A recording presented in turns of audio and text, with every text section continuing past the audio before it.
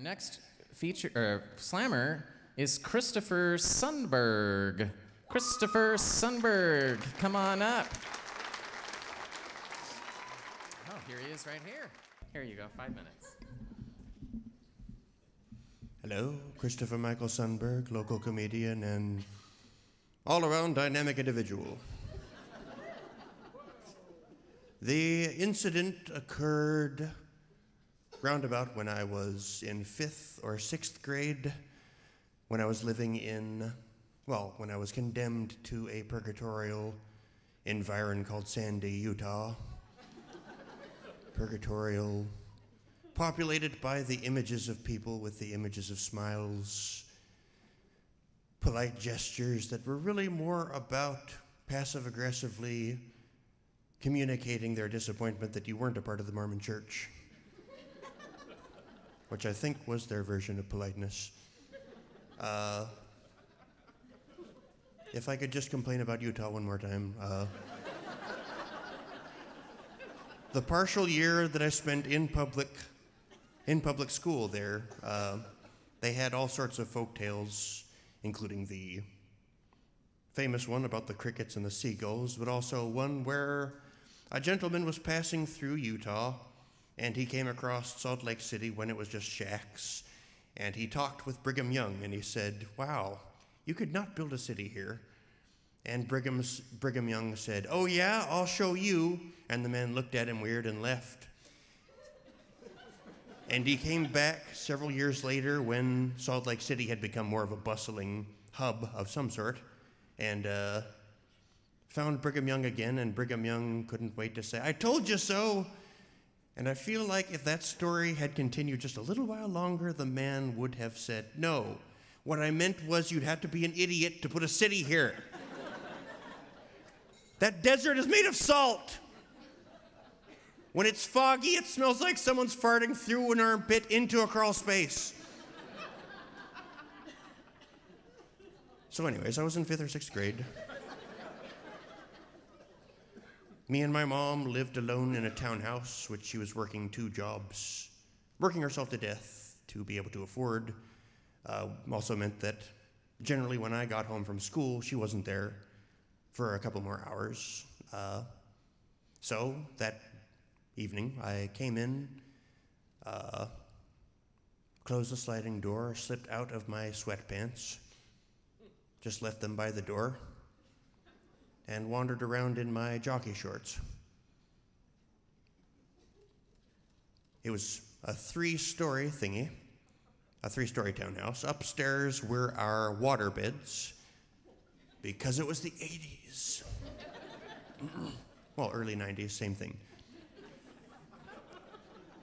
Downstairs was the entertainment. That's where the TV was, my Nintendo, the laundry room, and the IBM Personal Systems 2 computer. That's where I went. I don't remember why I got the hammer. It wasn't a neat hammer. It was a single mother hammer bought for $5 when she needed to hang up some photos. And in the room with the computer was my mother's brass-framed daybed. I couldn't tell you what was on my mind while I was pounding on one of the little pummels that was on top of one of the posts.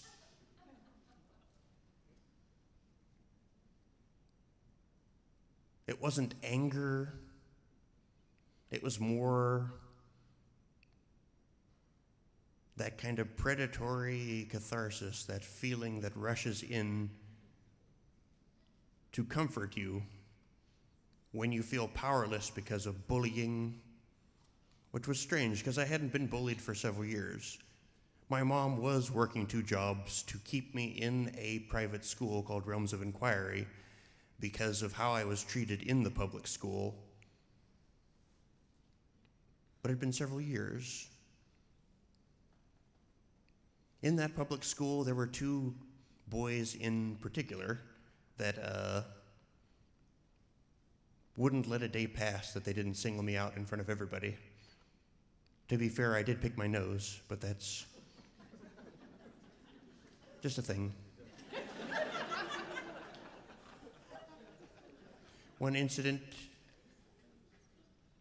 that in particular that comes to mind is, it was about 3 o'clock, or whenever school is about to get out. Everyone was arranged at the door, me closest, looking at the clock, waiting for the bell to ring. And I should have been suspicious when I sensed movement behind me, and I turned around to look, and there was one of those two boys creeping back with that weird look on your face, like, did he notice? Did he notice? And I just looked back up at the clock, and the bell rang, and I fell flat on my face, and everybody walked over me laughing. And the teacher didn't really do anything. I went to the computer lab. I went home. I felt really just empty and alone. My mother pulled me out of that school because of stuff like that. And the day that she pulled me out, the principal brought me into his office to apologize for how I was treated. And during that meeting, mainly what I thought was, thank you for the token gesture the day that I'm leaving. Perhaps you could have done something before this? But that was several years before I wasn't being bullied. I was in a school that I liked, where I was being nurtured. I had friends. But that just leaves marks on you. Those cracks stay, and they occasionally need to be filled. What really bothers me is I did that to my mom, who was working herself to the bone with 2 jobs to make sure that I could be in that school. People hurt you, and then you can't help it. That's just there with you. And you will, despite yourself, hurt other people.